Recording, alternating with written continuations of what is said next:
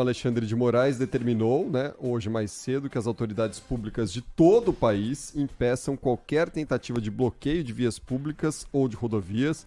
Proibição também vale para bloqueios ou invasões que interrompam o tráfego de pessoas em prédios públicos ou acesso a esses edifícios. Essa decisão do Alexandre de Moraes está em julgamento no plenário virtual do Supremo Tribunal Federal, julgamento que começou... aliás, vai para julgamento no plenário virtual, né? Está marcado para meia-noite, termina às 11h59 da noite de amanhã. Decisão prevê multa de R$20 mil para pessoas físicas e R$100 mil para empresas que descumprirem essas ordens do Alexandre de Moraes. A cidade de Belo Horizonte já anunciou agora há pouco que vai cumprir, já está dando... prosseguimento a essas orientações de Alexandre de Moraes. Foi a primeira capital oficialmente a anunciar que adotou essas medidas classificadas aqui, colocadas pelo Alexandre de Moraes nesta quarta-feira. Aliás, Lana, posturas e posições do Alexandre de Moraes que tem recebido análises e comentários de lado a lado, né? De críticas a elogios de quem acha que neste momento as medidas mais enérgicas são necessárias e de outros que acham que o Alexandre de Moraes tem exagerado um pouquinho na dose. Uma dessas pessoas que tem criticado o Alexandre de Moraes é o ex-colega dele de corte, o Marco Aurélio Mello, que tem feito comentários bastante duros, né, sobre o ministro do Supremo Tribunal Federal, né? Marco Aurélio Mello deu entrevista hoje mais cedo aqui à Rádio Bandeirantes, criticou as prisões generalizadas após o ataque à Praça dos Três Poderes e aos Três Poderes em Brasília. Para o ministro aposentado do Supremo, acima de tudo, o momento exige moderação e ele entende que apenas os que depredam o patrimônio público deveriam ser responsabilizados neste caso. Prender de forma preventiva e até considerado flagrante aqueles que estavam cometendo os atos agressivos, ou seja, aqueles que partiram para a depredação dos prédios.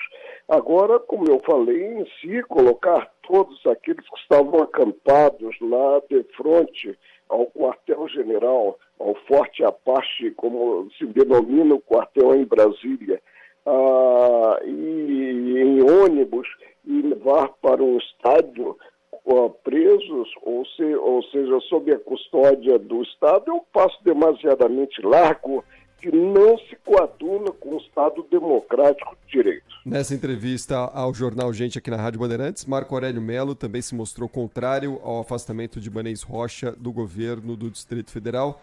Na avaliação dele, a decisão de Alexandre de Moraes, que já tem maioria de apoio dos ministros no plenário virtual do Supremo, foi um ato de força.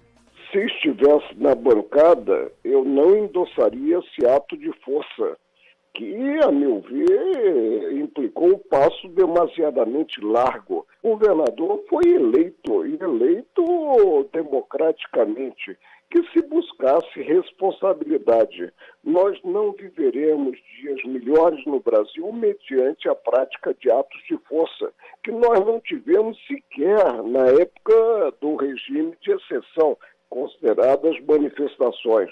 Vamos realmente marchar com temperança, marchar com compreensão e buscando, como eu disse, definir as responsabilidades, buscando definir quem claudicou na arte de proceder no setor público.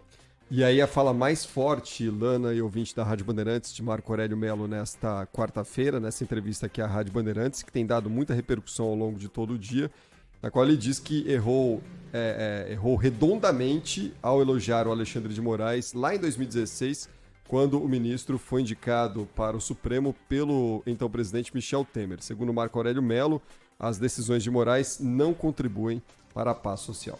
Ele realmente não vem contribuindo para a paz social. E eu paro por aqui, não vou tecer considerações maiores quanto atos que ele vem praticando.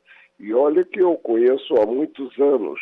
E na época em que houve a queda do avião e em que faleceu o ministro Teori Zavascki, eu fui questionado por jornalistas quanto ao que se faria, como seria preenchida a cadeira